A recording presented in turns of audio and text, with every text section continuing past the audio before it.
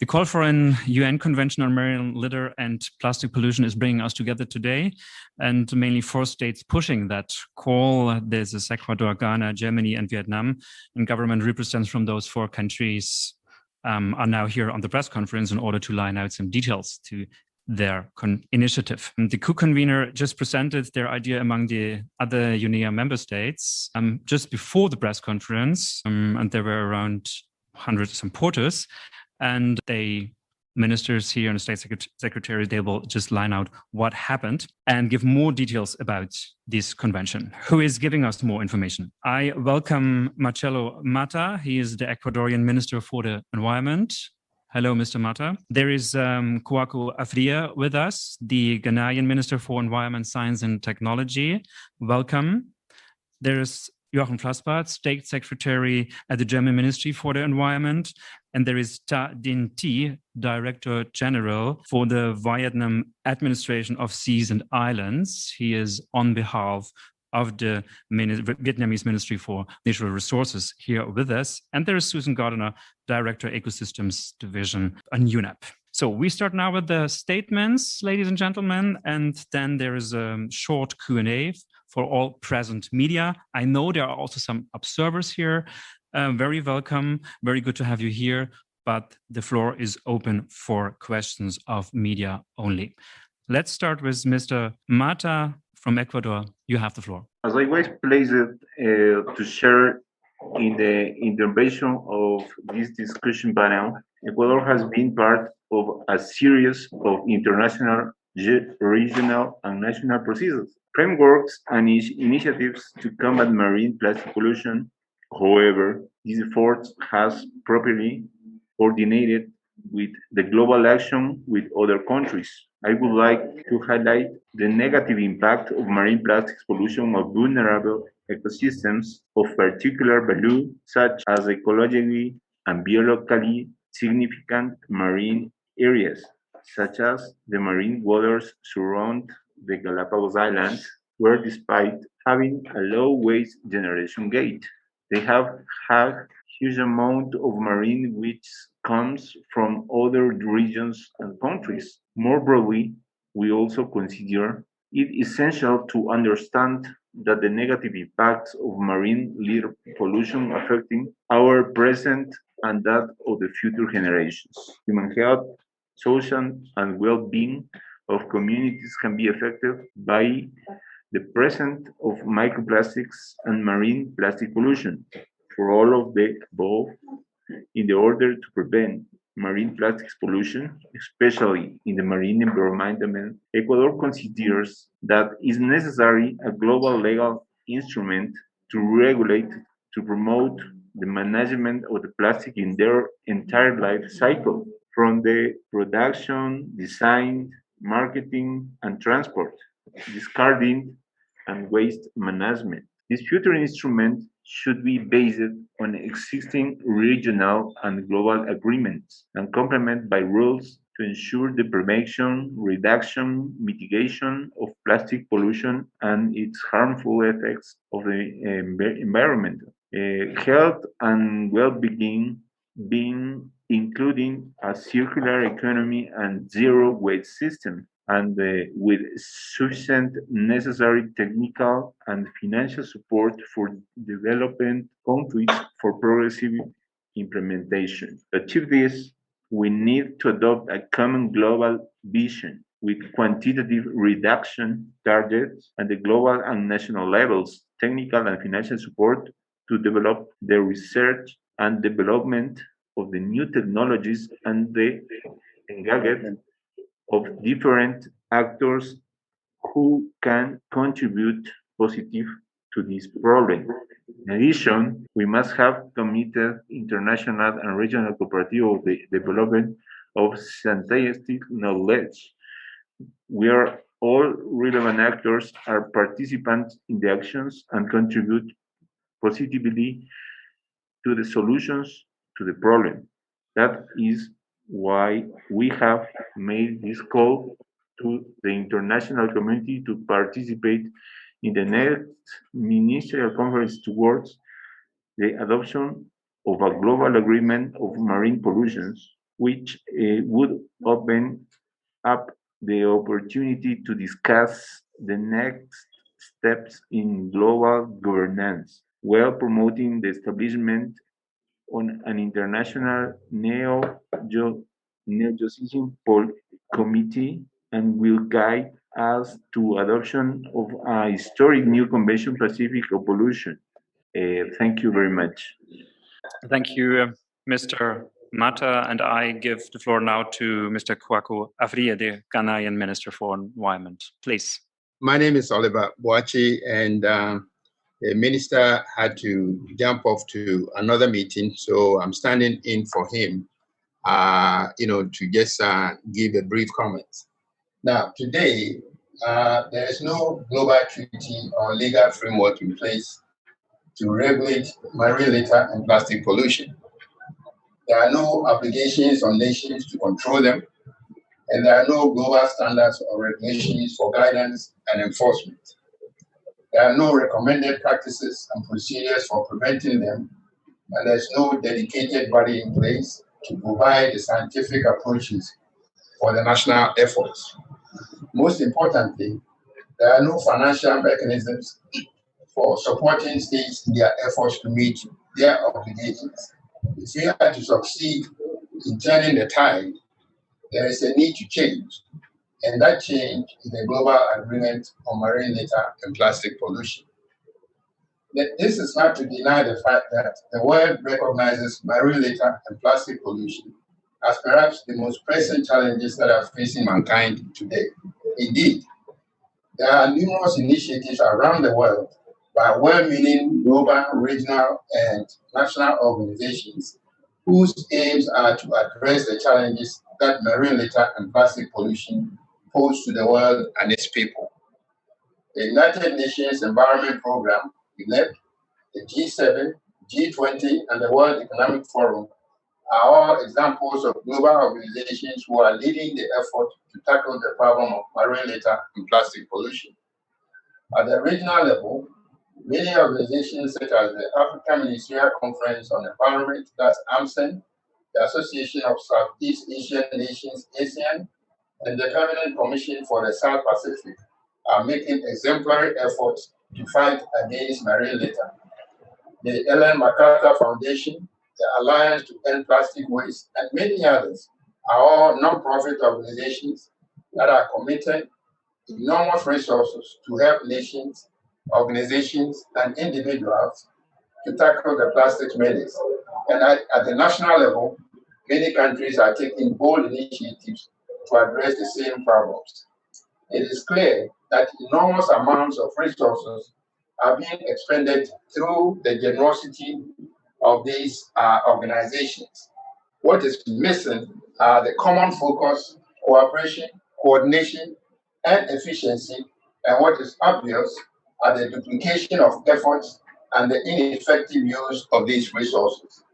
This agreement that we are all clamoring for must bring all these great actors and joint nations under one umbrella to build consensus on the approaches that we need to use to address these issues. The agreement must build a global team that is resourcefully equipped to meet the challenges of marine litter and plastic pollution head on. Thank you very much. Thank you, Oliver Boachi, for representing your minister. And now we pass over to Jochen Flassbart, State Secretary at the German Ministry for Environment. Please, you have the floor. Thank you, and here in Europe, good afternoon to everybody. The world has a huge problem, and this problem is very obvious already. Looking from the satellite perspective, one can see a huge garbage patch in the Pacific.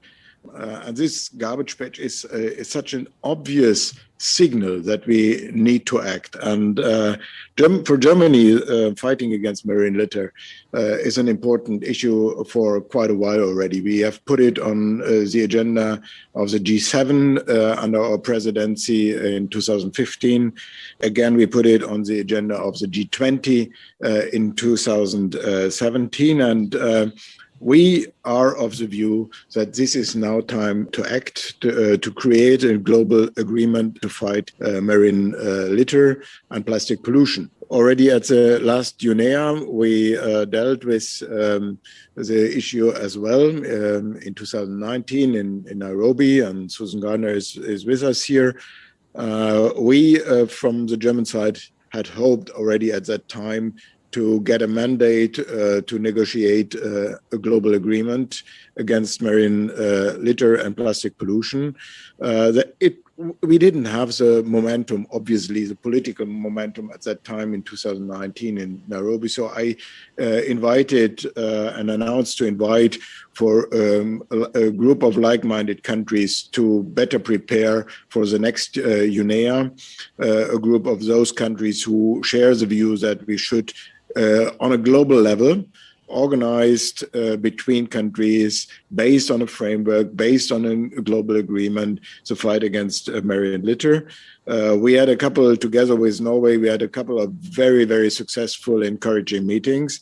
And now we are very happy. We are teaming with Ghana, with Ecuador and Vietnam to create another political momentum. We will jointly invite for a ministerial conference in the third quarter of this year to prepare for UNEA 5.2 in February 2022. And we have a very clear perspective. We want to get a decision by UNEA 5.2 to establish a negotiation committee for a global agreement. And the target for us is also very clear. The long-term target is to get zero plastic littering of our oceans. It's a long way to go, but we need to start. We believe we need to start now. Thank you. Thank you, Mr. Flasbart. Now we pass over to Vietnam, to Mr. Ta Dinh Thi. And just a short hint for all journalists, if you already have questions, you can also put it in the Q&A channel on Zoom so that I can already read them and prepare them for the Q&A here in the room. Just go over to Susan Gardner. We just go on with Susan Gardner from UNEP. Please, you have the floor. Oh, thank you. You know, marine litter and plastic pollution have long been in the global spotlight. There's now more than 120 countries that have legislation in place to regulate or ban the use of single-use plastics. It's extraordinary progress.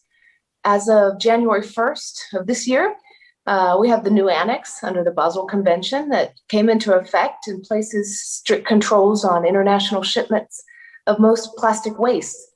And we're seeing on the business side over 100 companies that produce, recycle large volumes of plastic packaging are working together to phase out the worst categories of these. And they're doing this under, for example, the New Plastics Economy Commitment, which UNEP is proud to be a partner with the Ellen MacArthur Foundations. Others before me have mentioned this as well. But we do know that the plastic problem is still out of control. About 90% of seabirds have plastic in their gut. Plastic is so ubiquitous that scientists have suggested it could become a geological indicator of the Anthropocene era.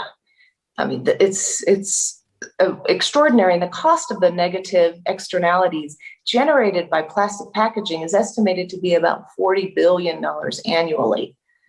And that's, in addition, we have, of course, the COVID-19 related plastic waste that's compounding the problem, with a boom in single-use masks and all kinds of plastic packaging that is coming from things like takeout meals and grocery deliveries that are new ways to adapt to our reality. The World Health Organization estimates that we need 89 million medical masks each month. In the absence of a clear waste management guideline and approach, this is just piling up with more waste. So we know that we need to do a lot more than just cutting out straws and keeping plastic bags out of the economy. These are very worthy efforts, of course, but we also need to adapt circular models that keep plastic circulating in the economy, not in the ocean currents. We need to have all kinds of government and industry commitments that are stronger than they are currently. Every year of delay that we have in action means that we have millions of tons more of extra plastic in the ocean. And this means we need to push harder over the next year. This is a great opportunity with the ministerial conference. We also have the UN decades on ocean science for sustainable development and the decade on ecosystem restoration.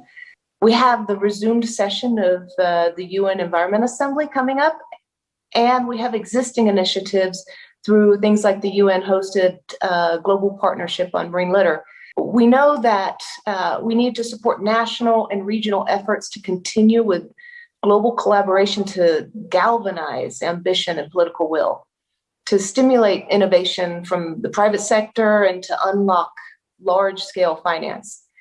Tackling plastic pollution can quickly bring a huge relief to the planet, particularly to the oceans and its wildlife. It will demonstrate once again that humanity is capable of banding together to resolve a major threat and leave the planet better for the next generation. Thank you. Thank you, Mrs. Gardner. She is Director of the Ecosystems Division from UNEP.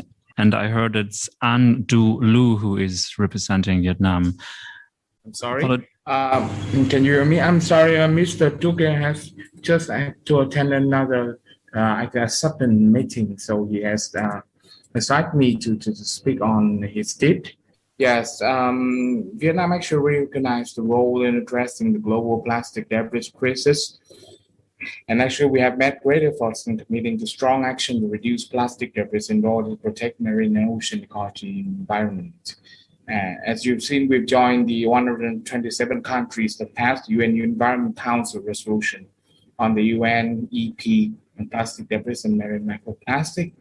We've joined such as G7 summit held in Canada, and our PM pledged to act and call for global cooperation in solving the problem of marine plastic debris.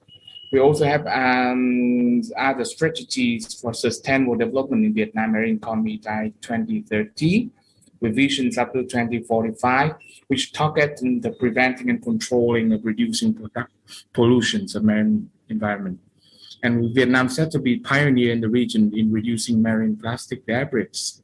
And we have such as the National Movement Against Plastic Waste, or the Directive on Strengthening the Management of Marine Plastic Debris, as well as the RECYCLE, the decisions on promoting the list of scrap permitted to be imported from abroad as raw production material. So last but not least, we're currently implementing projects that Vietnam would proactively participating in the negotiation of a global treaty on marine plastic debris. And we hope that we can support and willing to participate in the discussion to jointly develop the agreement and on the basis of respect for international law within the framework of the United Nations for Blue Ocean, Renaissance, peace, stability, and prosperity. Thank you from Vietnam. Thank you very much for representing Vietnam here so spontaneously. Thank you. We now start with the media questions, and I have already Andreas Hönig from dpa Germany. Mr. Flassbart, what are the chances to success to get a global agreement as soon as possible? What are the main challenges? Could you please answer also in German, he asks. Yes, I start in English, and I will combine it with trying also to answer the first question was not complete, but I guess I understood what the question was. And it's a bit in the direction of Mr. Hönig. I mean, we are not yet at the beginning. We will be at the beginning of a negotiation process if we get a mandate at UNEA 5.2. We are fighting for that. We are liaising with many countries, and I'm very optimistic that we will get this mandate. Of course, it will take a while, but we are in a situation of urgency. I lined it out, and my co-speakers did as well. The science is obvious that the pollution is heavily attacking our ocean ecosystems. So we need to speed up, and we hope that we already at UNEA 6 we will be able to look at the progress that is made, and that we can get into the concrete adoption of a global legally binding agreement. And to the question of China and the US, we will see. We are in constant consultations also with these very important two big countries, and we are very optimistic that both countries will at the end be positive also on giving a mandate for the negotiation process. Yes. Yeah, sorry to the others. I just do it in brief in German. Herr Winnig, wir werden erst bei UNEA 5.2, also im Februar, wissen, ob wir ein Mandat bekommen. Ich bin sehr optimistisch, dass wir eines bekommen, weil wir sehr viel Rückenwind verspüren. Wir kriegen Unterstützung von vielen Ländern, und Sie sehen ja hier, dass wir mit Vietnam, Ghana und Ecuador aus unterschiedlichen Weltregionen jetzt hier auch in die Führung gehen, um den Prozess mit einem politischen Momentum zu versehen. Wir sind deshalb zuversichtlich, dass wir bei UNEA 5.2 ein Mandat bekommen und hoffen, dass wir dann einen sehr schnellen Diskussions- und Verhandlungsprozess bekommen, um dann schon bei UNEA 6 Entscheidungen treffen zu können. Thank you very much for the answers. Then I have here another question. Can you please provide information on the format of the ministerial conference and its objectives? Okay. So the four countries decided to reach out to the whole international community. So all countries are invited to participate in the ministerial conference. We do not yet know exactly the format because we are still in most countries of the world in the middle of the pandemic. We are planning at least a hybrid format, it's the other way around, at least a virtual format, and if possible, a hybrid one. What is a realistic aim for implementing such a legislation? A question to Mr. Flassbart. What is a realistic aim to implementing such a legislation? Well, I would also like to invite my colleagues so that I don't monopolize the answers. In my view, it very much depends on the negotiation process and what core areas for a global agreement we can identify.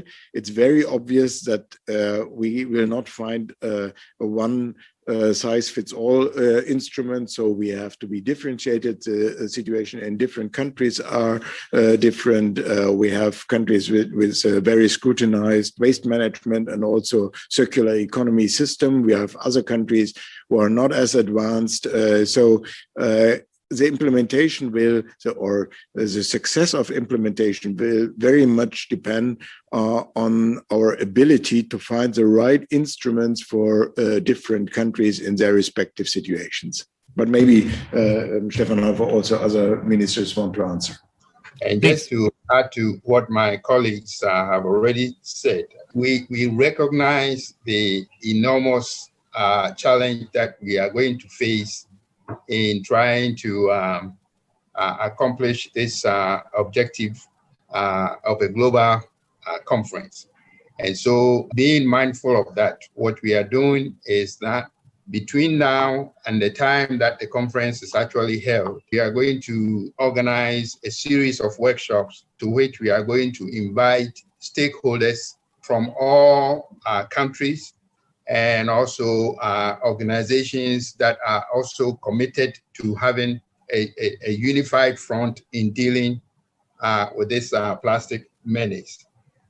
We believe that it is going to be based on negotiations and objectives that address the concerns of as many of the stakeholders as possible. And we believe that if you're able to bring all of them together and then with an open mind and listening ears, look at what everybody is thinking, by the time we get to the conference in September, we would have enough consensus and we would have achieved a lot of concerns that we are going to then sit together at the conference to try to address And we are very hopeful that by the time the conference is over in September, we will be several steps towards achieving this global agreement.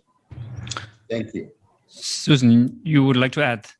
Well, I think that the point that Ghana just made is critical in terms of listening to each other. There's not a lot of time between now and UNEA 5.2 next February.